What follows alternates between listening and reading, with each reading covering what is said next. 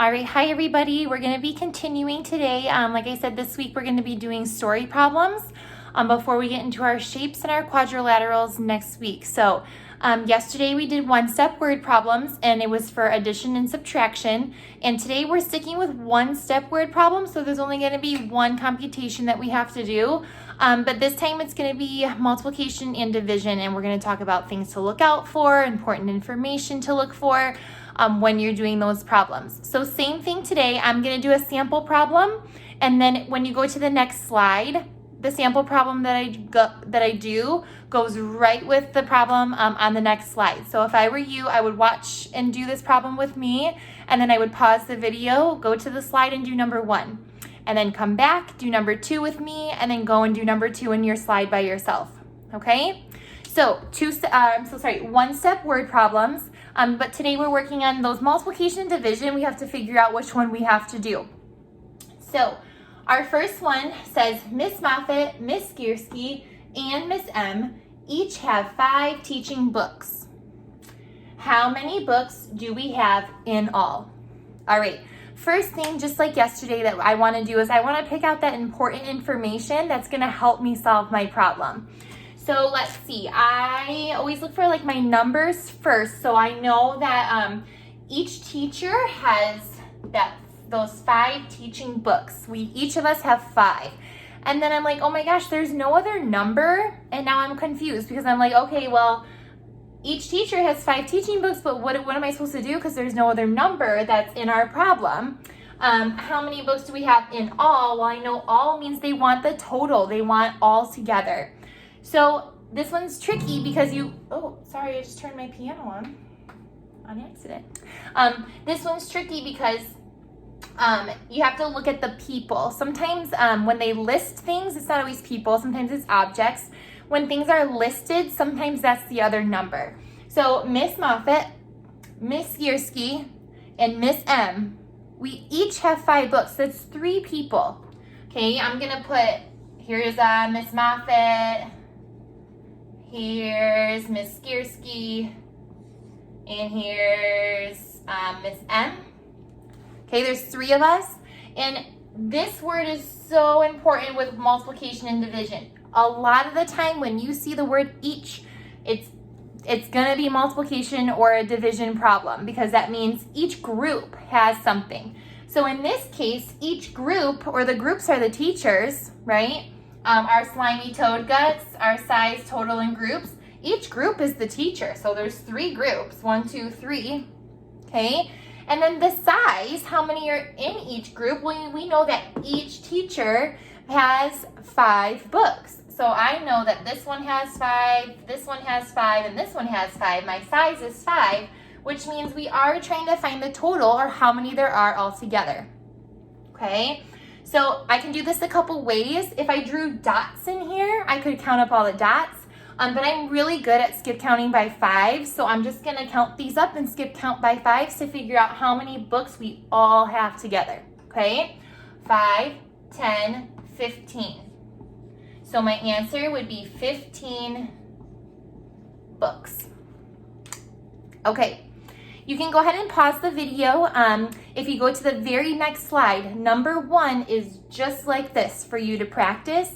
Practice on your whiteboard, and then you can type your answer where it says type answer. And while you're doing that, I'll get our number 2 problem ready.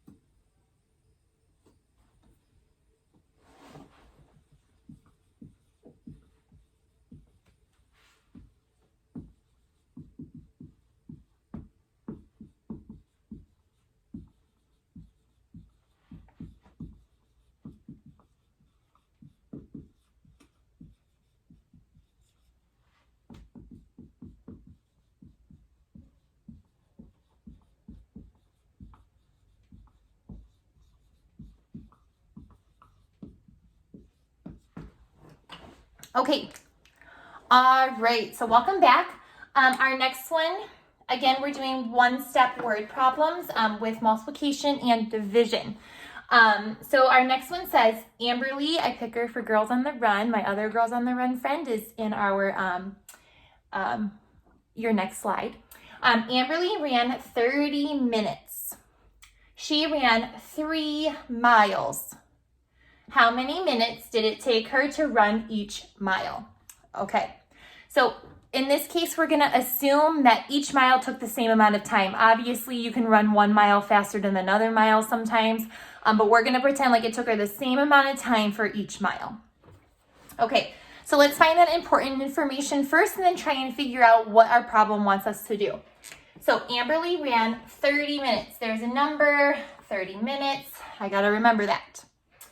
She ran 3 miles. So she went 3 miles in those 30 minutes. How many minutes did it take her to run each mile? Oh my gosh.